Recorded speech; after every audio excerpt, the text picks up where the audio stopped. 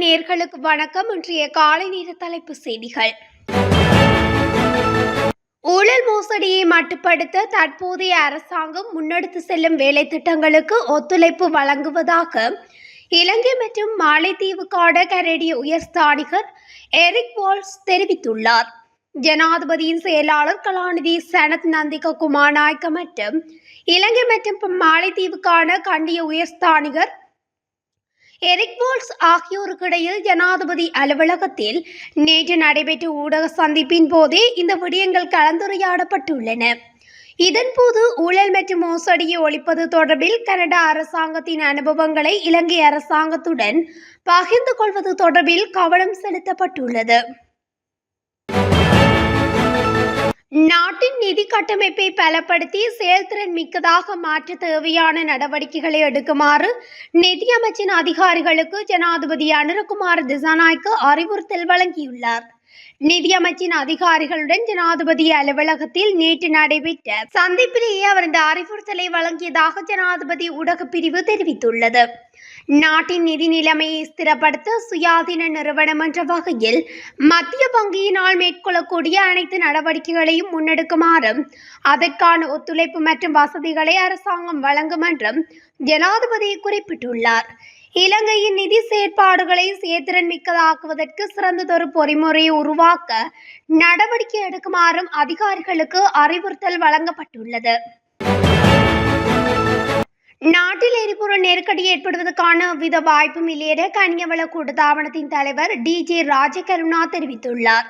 அரசாங்க தகவல் திணைக்களத்தில் நேற்று இடம்பெற்ற ஊடக சந்திப்பில் யுனைடெட் பெட்ரோலியம் நிறுவனத்தினால் இறக்குமதி செய்யப்பட்ட 30,000 மெட்ரிக் டன் எரிபொருளுடன் நாட்டை வந்தடைந்த கப்பல் மீள அனுப்பப்பட்டமை தொடர்பில் எழுப்பிய கேள்விக்கு பதிலளிக்கும் போதே அவர் இதனை தெரிவித்துள்ளார். ஆகவே நெருக்கடியின்றி எரிபொருளை விநியோகிக்க முடியும் எனவும் கனியவள கூட்டுத்தாபனத்தின் தலைவர் டி.ஜே. ராஜகருணா தெரிவித்துள்ளார். பொதுஜன பெரமுன கட்சி சபாநாயகர் அசோக ரன்பளவுக்கு எதிராக நம்பிக்கையில்லா பிரேரணையை கொண்டுவர தீர்மானித்துள்ளதாக அறிவித்துள்ளது. சபாநாயகருக்கு எதிரான நம்பிக்கையில்லா பிரேரணையை தனது நாடாளுமன்ற குழுவின் ஊடாக சமர்ப்பிக்க தீர்மானித்துள்ளதாக அவர் குறிப்பிட்டுள்ளார். அத்துடன் இந்த தீர்மானத்திற்கு முழு எதிர்க்கட்சியினரும் அரசாங்கத்தின் மனசாட்சியுள்ள உறுப்பினர்களும் பங்களிப்பார்கள் என எதிர்பார்ப்பதாகவும் சாகர காரியவசம் சுட்டிக்காட்டியுள்ளார். முன்னாள் மேல்மாகாண ஆளுநர் அசாத் சாலி கைது செய்யப்பட்டமை சட்டவிரோதமானது என உயர்நீதிமன்றம் தீர்ப்பளித்துள்ளது. இதற்கு நட்ட ஈடாக 75,000 ரூபாய் பணத்தை பிரதிவாதிகள் செலுத்த வேண்டும் எனவும் நீதிமன்றம் நேற்று உத்தரவிட்டுள்ளது.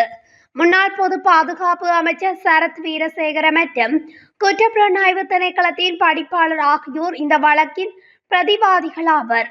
2021 மார்ச் 9 அன்று செய்தியாளர் சந்திப்பில் மதங்களுக்கிடையே முறுகலை ஏற்படுத்தினார் என்ற குற்றச்சாட்டில் அசாத் சாலி 2021 மார்ச் 16 அன்று கைது செய்யப்பட்டார். 9 மாதங்களின் பின்னர் கொழும்பு உயர்நீதிமன்றத்தினால் 2021 டிசம்பர் 2 அன்று அவர் அனைத்து குற்றச்சாட்டுகளில் இருந்தும் விடுவிக்கப்பட்டமை குறிப்பிடத்தக்கது. இலங்கையில் பிப்ரவரி மற்றும் மார்ச் மாதங்களில் மீண்டும் 4 முதல் 5 மணி நேரம் மின்சாரம் துண்டிக்க நேரிடலாம் என இலங்கை மின்சார சபையின் தொழில்நுட்ப பொறியியலாளர்கள் மற்றும் அதிகாரிகள் சங்கத்தின் உபதலைவர் நந்தன உதயகுமார தெரிவித்துள்ளார். இலங்கை மின்சார சபையானது தனியார் மின் உற்பத்தி நிலையங்களில் இருந்து மின்சாரத்தை கொள்வனவு செய்துள்ளதாகவும் அரசாங்கம் மாறினாலும் மின்சார சபைக்குள் மின்சார மாஃபியா செயற்படுவதாகவும் நந்தன உதயகுமார தெரிவித்துள்ளார். இலங்கைக்கு இறக்குமதி செய்யப்படும் வாகனங்களின் சட்டப்பூர்வ தன்மையை உறுதிப்படுத்துவதற்காக இலங்கை சுங்கத்தினரால் இணையதள சேவையொன்று அறிமுகப்படுத்தப்பட்டுள்ளது. இதன்படி வாகனங்களின் செசி எண்ணை உள்ளிடுவதன் மூலம் வாகனத்தின் சட்டப்பூர்வ தன்மையை உறுதிப்படுத்திக் கொள்ள முடியும் என அறிவிக்கப்பட்டுள்ளது. இலங்கை சுங்கத்தின் பேச்சாளரும் மேலதிக பணிப்பாளர் நாயகமான சீவலி அருக்கொட விடுத்துள்ள அறிக்கையில் இந்த விடயம் குறிப்பிடப்பட்டுள்ளது. அத்துடன் இலங்கை சுங்கமானது அதன் செயற்பாடுகளை மிகவும் வெளிப்படைத்தன்மையுடனும் வினைத்திறனுடனும் நெறிப்படுத்துவதற்காக பல புதிய டிஜிட்டல் பயன்பாடுகளை அறிமுகப்படுத்த தயாராகி வருகின்றதாக அண்மையில் தகவல் வெளியாகியுள்ளது. யாழ்ப்பாண மாவட்டத்தில் தற்போது பரவி வரும் ஒரு வகையான காய்ச்சல் காரணமாக இதுவரை 32 பேர் வைத்தியசாலைகளில் சிகிச்சை பெற்று வருவதாக யாழ்ப்பாணம் பிராந்திய சுகாதார சேவைகள் பணிப்பாளர் வைத்தியர் கேதீஸ்வரன் தெரிவித்துள்ளார். யாழ்ப்பாணத்தில் நேற்று ஊடகங்களுக்கு கருத்துரைக்கும் போதே அவர் இதனை குறிப்பிட்டுள்ளார். குறித்த ஒரு வகையான நோய் நிலைமை காரணமாக யாழ்ப்பாணத்தில் 6 பேரும், முல்லைத்தீவில் ஒருவரும் உயிரிழந்தனர். இந்த நிலையில் அவர்களிடமிருந்து எடுக்கப்பட்ட இரத்த மற்றும் சிறுநீர் மாதிரிகளை பரிசோதனைக்குட்படுத்திய போது சிலவற்றின் மூலம் எலிக்காய்ச்சல் உறுதிப்படுத்தப்பட்டதாக தொற்று நோயியல் விஞ்ஞான பிரிவின் விசேட வைத்திய நிபுணர் துஷானி தப்ரேரா தெரிவித்துள்ளார். இதனையடுத்து தற்போது வைத்தியசாலைகளில் சிகிச்சை பெற்று வருபவர்களுக்கு லெப்டோஸ்பைரோசிஸ் எனப்படும் எலிக்காய்ச்சல் என கருதி அதற்காக சிகிச்சை அளிக்கப்பட்டு வருவதாகவும் வைத்தியர் கேதீஸ்வரன் தெரிவித்துள்ளார். பத்திரமுல்லை இசுருபாய் கட்டிடத்துக்கு வெளியே நடைபெற்ற ஆர்ப்பாட்டத்தின் போது போலீஸ் உத்தியோகத்தர்களுக்கு ஏற்பட்ட காயங்களுக்கு இராணுவ புலனாய்வு அதிகாரி ஒருவரே காரணம் என்று கூறப்படும் செய்திகள் குறித்து இலங்கை போலீஸ் விசேட புலனாய்வு பிரிவு விசாரணைகளை ஆரம்பித்துள்ளது. டிசம்பர் 2ஆம் தேதி பாடசாலை அபிவிருத்தி உத்தியோகத்தர்கள் நிரந்தர ஆசிரியர் நியமனம் கோரி ஆர்ப்பாட்டத்தில் ஈடுபட்ட போது போலீசாருடன் மோதலில் ஈடுபட்ட சம்பவம் இடம்பெற்றுள்ளது. அமைதியின்மையின் போது 3 அதிகாரிகள் கூர்மையான ஆயுதத்தால் காயமடைந்தனர். எவ்வாறாயினும் இராணுவ புலனாய்வு அதிகாரியொருவரே காயங்களுக்கு காரணமானவர் என தலகம போலீசார் கடுவேல நீதவானிடம் அறிவித்துள்ளதாக சில ஊடகங்கள் செய்தி வெளியிட்டுள்ளன. நீதவானிடம் அறிவித்துள்ளதாக சில ஊடகங்கள் செய்தி வெளியிட்ட நிலையில், எவ்வாறாயினும் இந்த தாக்குதலில் இராணுவ புலனாய்வு அதிகாரி சம்பந்தப்பட்டதற்கான எந்த ஆதாரமும் தங்களின் விசாரணையில் வெளிப்படுத்தப்படவில்லை என்றும் போலீசார் வெளிப்படுத்தியுள்ளனர். கடந்த நவம்பர் மாதத்தில் நிறுத்தி வைக்கப்பட்ட வரி கொடுப்பனவுகளை டிசம்பர் 15 அல்லது அதற்கு முன்னர் செலுத்துமாறு உள்நாட்டு இறைவரி திணைக்களம் பொதுமக்களை வலியுறுத்தியுள்ளது. குறித்த வரி செலுத்துதலை முன்கூட்டிய வருமான வரி, நிறுத்தி வைக்கும் வரி மற்றும் தனிநபர் வருமான வரி ஆகியவை அடங்கும்.